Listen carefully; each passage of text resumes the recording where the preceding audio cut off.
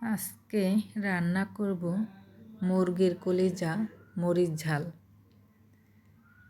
দেখতে যতটা লোভনীয়, খেতেও কিন্তু অসাধারণ মজা হয়েছে। মুরগির কলিজা মরিচ ঝাল, তাহলে তো ঝাল হবেই। আসসালামু আলাইকুম, সবাই কেমন আছেন? আশা করি নিশ্চয়ই ভালো আছেন। আমি আলহামদুলিল্লাহ ভালো আছি। আজকের রেসিপি হলো মুরগির কলিজা মরিচ ঝাল। অনেকে আছে কলিজা খায় না, খেতে ভালো লাগে না। সবাইকে বলবো এই রেসিপিটা একবার হলো ট্রাই করবেন। আমি বেশ কিছুদিন ধরে কয়েকটা কলিজা রান্না না করে রেখে দিয়েছিলাম, যে কয়েকটা হলে একসাথে রান্না করব। তো মুরগির কলিজা আছে, আর এখানে মুরগির গিলাও আছে। তো ভালো করে পরিষ্কার করে ধুয়ে আমি সেদ্ধ বসিয়ে দিয়েছিলাম। সেদ্ধ করলে কি হয়, এই কলিজার ভিতরে একটা বদ রক্ত থাকে, সেই রক্তটা বের হয়ে যায়। তো আমি ভালো করে সেদ্ধ করে নিয়েছি, তারপর সুন্দর করে ঠান্ডা পানি দিয়ে ধুইছি। ধোয়ার পরে এখন আমি পিস পিস করে কেটে নিচ্ছি। তা আপনারা দেখতেই পাচ্ছেন কতটুক সাইজের করতেছি।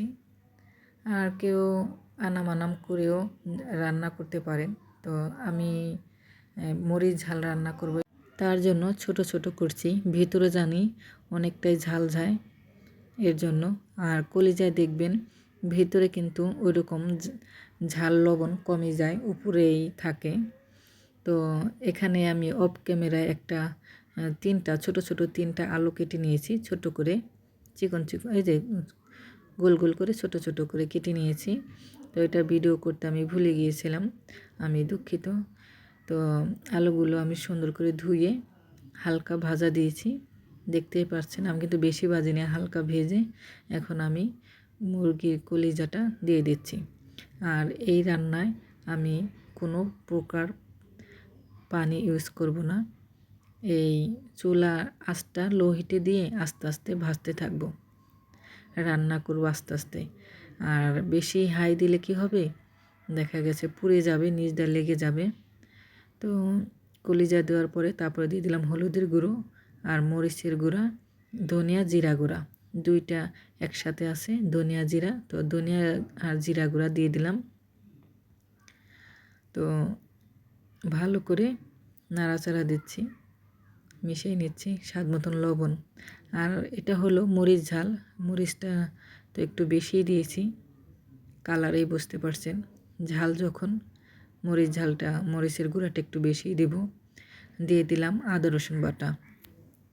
মরিচের পরিমাণটা যে যেমন খাবেন একটু দেবেন। আমরা মরিচ ঝাল বেশি করে ঝাল দিচ্ছি। তো আবারও মরিচের গুঁড়া দিয়ে দিলাম। কোনো প্রকার কিন্তু পানি দেব না, এইভাবে চুলার আঁচটা একটু লো হিটে দিয়ে নাড়তে হবে আর ভাজা ভাজা করতে হবে। এখন আবার দিয়ে দিলাম কাঁচামরিচ, পেঁয়াজ। তো আমার ভিডিওটি যে যেখান থেকে দেখতেছেন কাছে ধরে তাদের অসংখ্য ধন্যবাদ। ভিডিও দেখার সময় একটা লাইক দিয়ে ভিডিও দেখবেন।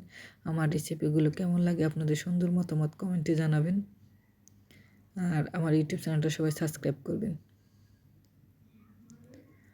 দেখেন কালারটা কত সুন্দর আসছে, এইভাবেই ভাজতে হবে।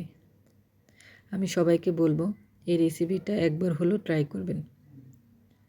দেখেন কত সুন্দর হয়েছে। গরম গরম ভাতের সাথে, রুটির সাথে, পরোটার সাথে, গরম পোলাওর সাথে, সব কিছুর সাথেই চলবে।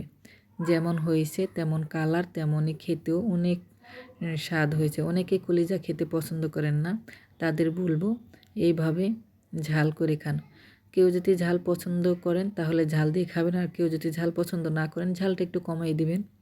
তো উপর দিয়ে আমি ভাজা জিরা গুঁড়ো দিয়ে দিলাম গিরানের জন্য। এখন নামিয়ে নিচ্ছি।